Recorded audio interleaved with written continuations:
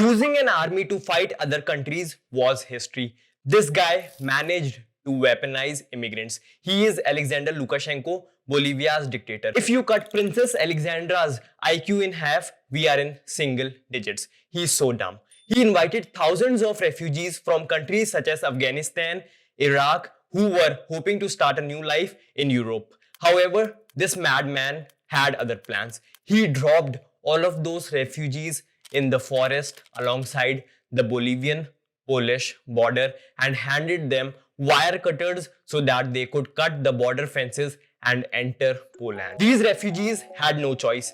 They can't go back, they didn't have food, and the temperature along the border is chilling. 11 people, including a single mom, have already died. What about her kids?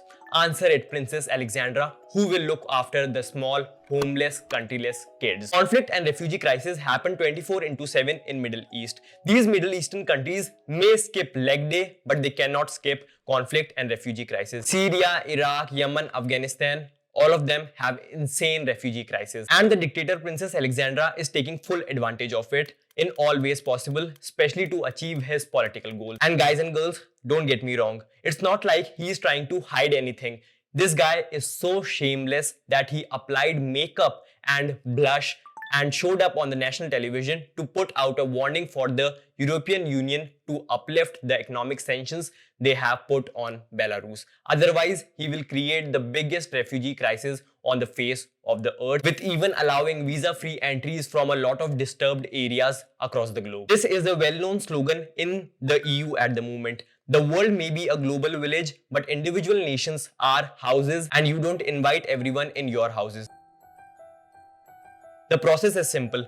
Firstly, he sells the European dream to homeless, countryless people with the use of media and social media ads. God damn, they are literally using social media to drive a world crisis. Then he flies in refugees into Minsk, the capital of Belarus, and after that they transport them to the EU border of countries like Poland and Lithuania. This guy is such a horrible person that they should place him number one on the way to hell. But why is he doing so? Since 1994, when Belarus gained independence from the Soviet Union, Princess Alexandra has ruled the country. Election fraud is a way to win elections for him. Lukashenko's claim last year that he had won re-election with 80% of votes was generally regarded as a fraud, causing hundreds of thousands of people to protest. And because of this election fraud and brutal suppression of people protesting against his government and all of the crimes against humanity, countries were forced to put economic sanctions over Belarus. And in May 2021, Roman Protasevich, a 26-year-old journalist with 2 million followers on Telegram who had been living in exile, was on a plane flying from Greece to Lithuania when the flight was suddenly diverted to Minsk, the Belarusian capital, where he was arrested. And after this incident, they banned the Belarusian airline from European airspace. So Belarus and Princess Alexandra were screwed in all ways possible.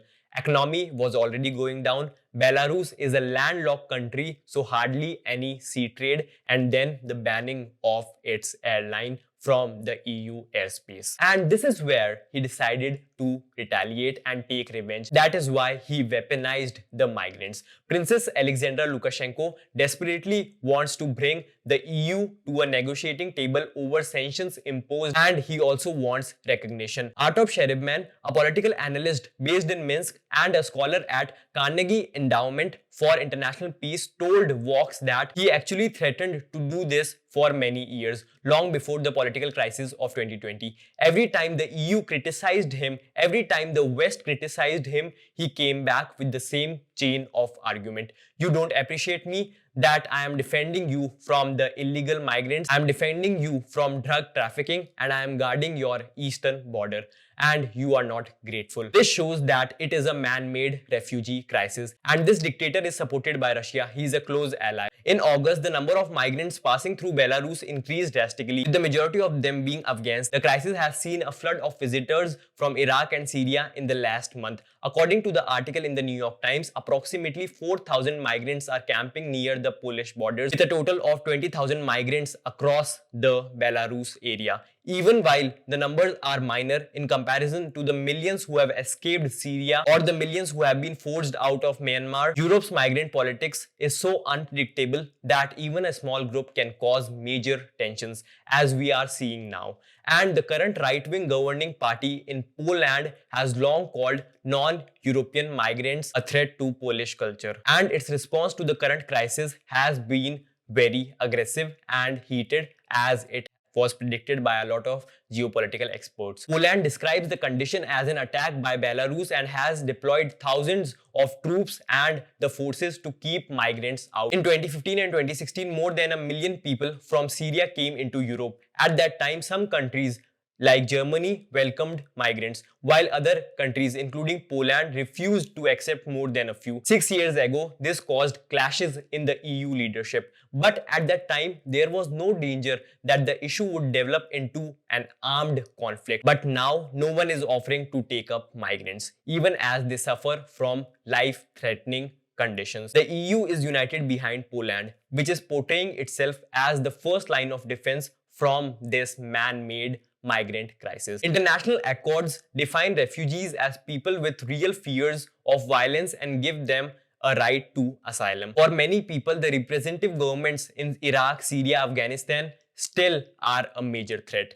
Like Latin Americans who try to illegally enter the United States through its southern border, many people in Belarus and Poland came in looking for economic opportunities, as some of them would not qualify for asylum. Moreover, the Polish and the Lithuanian authorities are very harsh to migrants, forcing them back into Belarus. Now the migrants are trapped in a potential international clash. This shows how Princess Alexandra and his kids and kittens are using these lives to play politics. Princess Alexandra Lukashenko's son, Viktor Lukashenko, managed this whole operation. He marketed and sold Belarus visas and plane tickets to refugees. He is so greedy that he even made money from helpless refugees for the service and later dumped them across the cold forest. Bayer Avat, an Iraqi stuck at the border with his wife and his little daughter, told New York Times he became like a chicken in a cage in the hands of Belarusian and Polish police.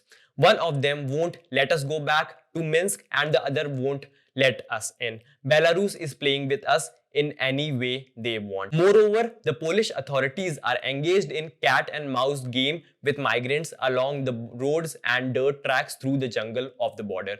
Anti-immigrant sentiments in the region is very strong. Activists who try to help migrants have found their cars messed up. Monica Pronzak, a journalist at Ground Zero, reported that we went into the forest with the activist and we got stopped by soldiers 3 times in a 10 minutes drive. Earlier, Belarusian journalists tweeted that Belarusian forces were attempting to destroy fencing at the Polish border using lasers and flashing lights so that they can help migrants get across the border. But now, as per the latest update, Belarusian government has cleaned a migrant camp alongside the Polish border and Poland issued an ultimatum to Belarus. Either it will fully stabilize the situation on the border by 21st November or Poland will close the railway crossing at Kunzika. But the main point is, in this dirty politics, homeless, countryless kids are also becoming parentless.